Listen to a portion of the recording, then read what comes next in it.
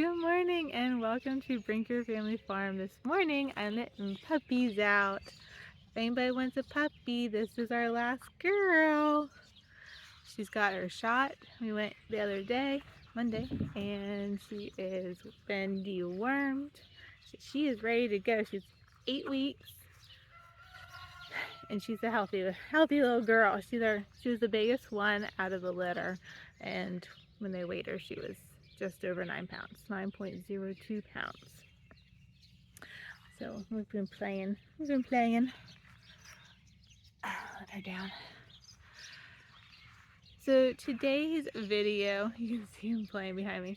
Today's video, I am going to be sharing with you our morning routine for the animals and just kind of talking about the puppies a little bit because I got a fun story. One of them has something a little bit different that doesn't make her like the rest, and I'm really excited to share the story with you.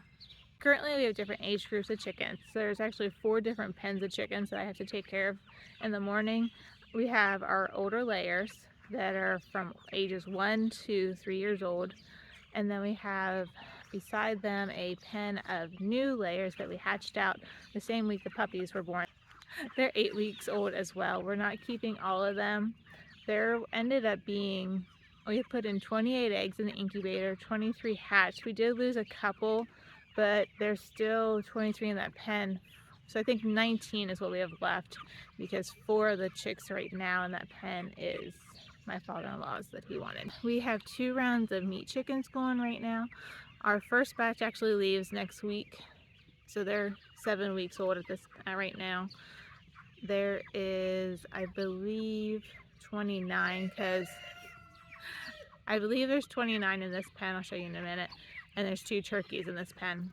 And then down in the hoop house, because that's where our brooder box is and the heat for them, is 41 new chickens for the Cronus crosses. Here is the chicken tractor.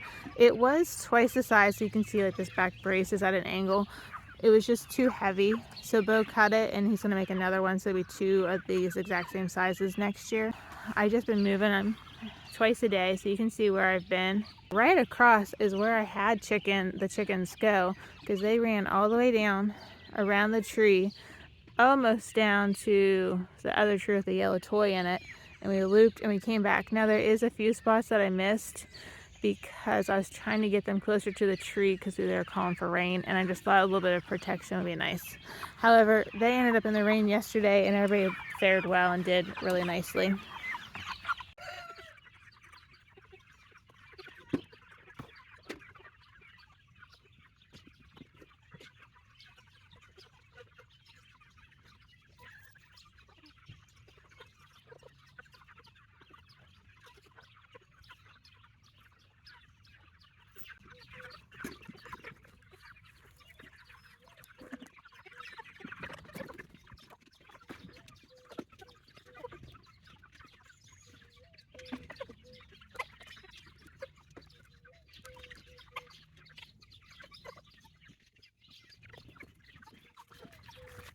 Here's a little bit of a better view. You can see where we haven't mowed the grass, where the chickens have been, and where we haven't mowed the grass again.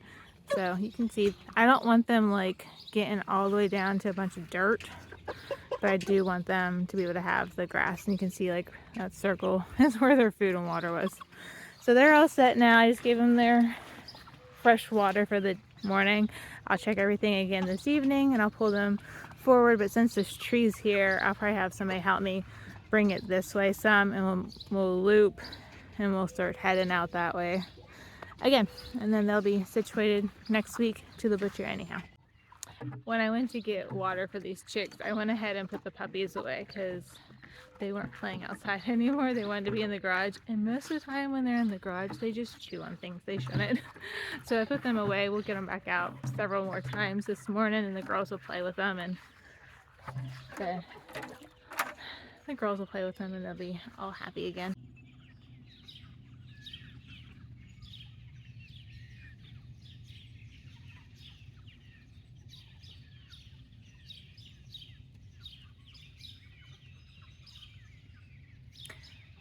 We're going to do something more permanent, but these were the 2 structures that we had. We had got both of them at different times from Tractor Supply. We were able to have that opening over here, right where that rooster is. There's an opening on both of the pens, and these layers were able to go back and forth. Well, until the new chicks get big enough that they can be safely with the rooster and the other hens, I need to put the dividers back up and put that tarp up there just to kind of give them some extra protection. So in a few, like about 2 more months, I think they should be about big enough and strong enough that if the rooster was to mount them, he won't break their necks, which is something I learned like a year or 2 ago, that if you put them in too soon, that'll happen. It didn't happen to us, but it happened to somebody else. And I was like, very interesting. It's a good thing to keep an eye on. So what my plan is, I want to weed eat and get this kind of cleaned up. And this is just going to be extra herbs. There's going to be calendula and chamomile, yarrow, different mints that I have, oregano. And that's just going to kind of be my border. They're perennials, and they're things that if I want to give some to the chicks, I can.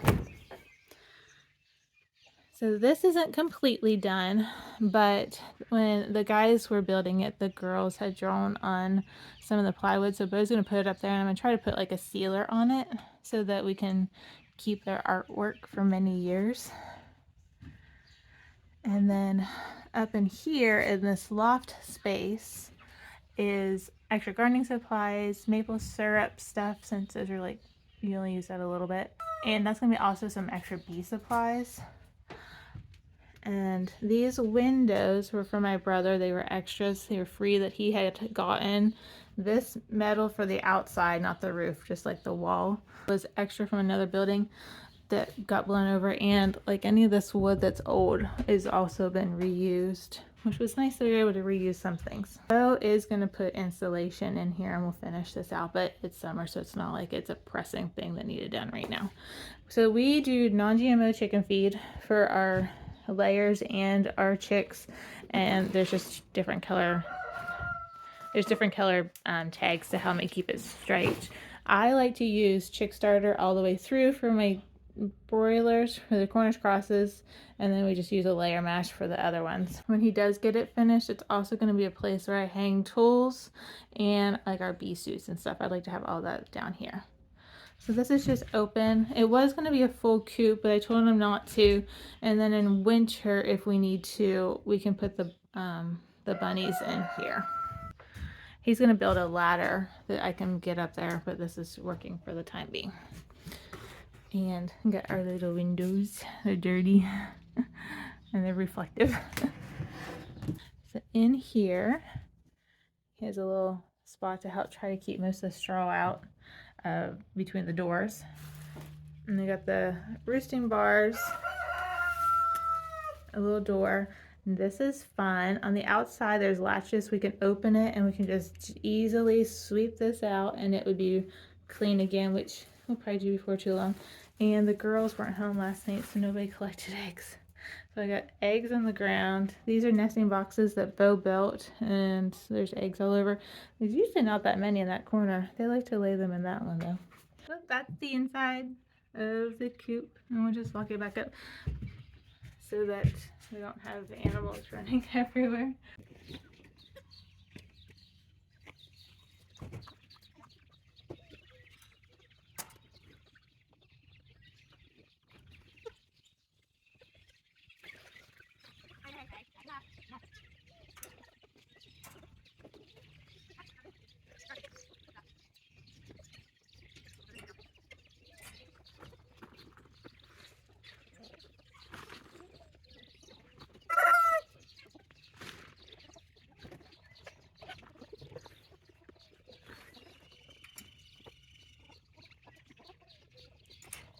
It was really cool yesterday. Like temperature wise, it was like 70 was the high. It was rainy, so I didn't have to worry about too much watering yesterday. But this morning, everybody's pretty low, so I'm gonna go ahead and get them filled up. While I was at the house getting the puppies put away, I went ahead and turned on the water for the cows. So the hose is already running. I should start filling them up.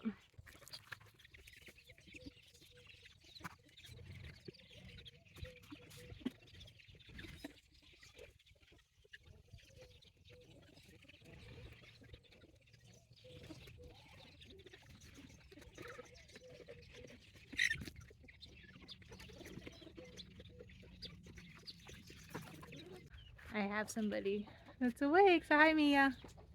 Hi. Alright, so that takes care of all of our chickens. Otis is under there. There's the layers. And then right here is all the new chicks that gonna thin out and decide which ones I really want to keep. That takes care of all the chickens for the morning. We'll come through in the evening and check everybody's stuff. I'm gonna show you the cows. They're at the other end. So this right, see where that big tree is? That is our tree. There's a tree line. And the chicken coops on our property. This pasture that the cows are in is not our property. That's my in-laws. And their property runs behind, and then where them buildings are at the other end of the property, there's about 2 acres that's not part of the farm. That's a neighbor. Those are her buildings. And then the rest of the farm wraps around her property. But the cows are down there. They're back there. I was taking a picture of them that I took the other day.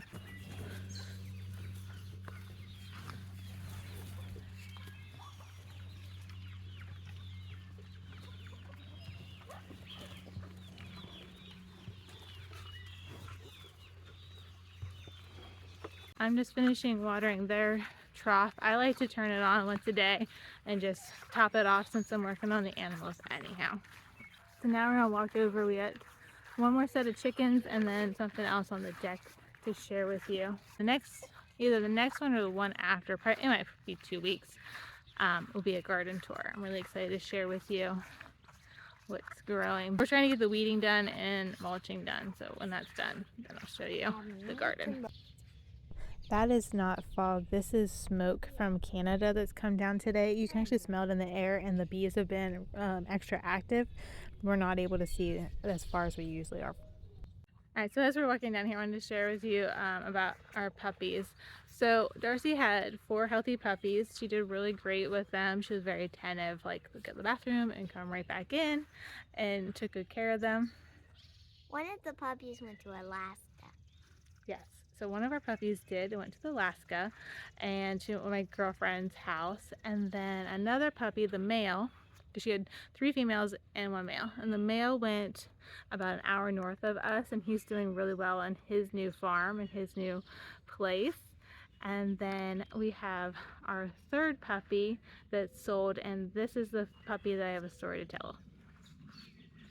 So the other female that sold has a little bit of a story with her. When she was born, she was missing an earlobe on the one side, and so right away we knew that she was going to require a special home. Well, after praying that we would get to the right families for them, a lady had reached out, asked if little ear was available, and wanted to know about her underdeveloped earlobe. So I told her it just didn't grow. She has like a little bit of a flap at the top. But other than that, we hadn't noticed anything wrong with her. So she was going to drive 4 hours on Saturday to come and get her. Well, Friday afternoon, another lady had reached out and asked about this little ear. And I said, well, somebody's already said that they're going to come. I'll keep you posted and let you know how it goes. Well, Friday evening, I am just tossing and turning in bed. I could not fall asleep. And finally, I was like, this puppy is not to go to the lady that's 4 hours away. I don't know why, but this is just not to happen. So I messaged the lady, told her I'm really sorry, but at this time we're just going to keep her, and I'm sorry for the inconvenience. As soon as I hit that send button, I instantly felt better. Knew that was the right choice. So Saturday afternoon gets here, messaged back the lady that had asked me, and I told her I'd keep her posted, and told her that the puppy was available, just to see if there was anything going on there. Well, lo and behold, what she told me next, I knew immediately that I had made the right decision on Friday night. Her son has a little ear, and it'd be really cool. It would be really cool if that little boy could grow up with this little puppy. They came out on Sunday to look at the puppy, and sure enough, the puppy and the little boy have little ears on the same side. So I stuck to my gut on Friday night, and I am so glad I did, because something more beautiful than I could have ever imagined is unfolding in front of my eyes, and I'm so excited to share this with y'all. It's just been a beautiful act of God, and I am so grateful that I was obedient and I listened, because the stories and the fun times and the years ahead of them will be more beautiful than anything anybody could have even thought of. So that's our story about our little puppy, our little ear. All right, Mia, you can open up. We have our last bit of, push it, I know it's stuck, huh? We have our last bit of meat chickens in here. Don't look. I'm going to show you my garden tour later. But they're down in here. We got, Bo and I picked up 41 of them. 40? 41. And so they're in here. And every day I put in fresh shavings or straw or sometimes a mix. And then they get their food and water. It's cute, huh? They're still fluffy because they're so little and they're cute. But that's these guys. They're in here and then they can go through to this other side. And I like this heat plate. I have it turned on. I don't have the heat lamp. I've only used that a little bit this year. Been trying to use this heat plate, but they're liking it.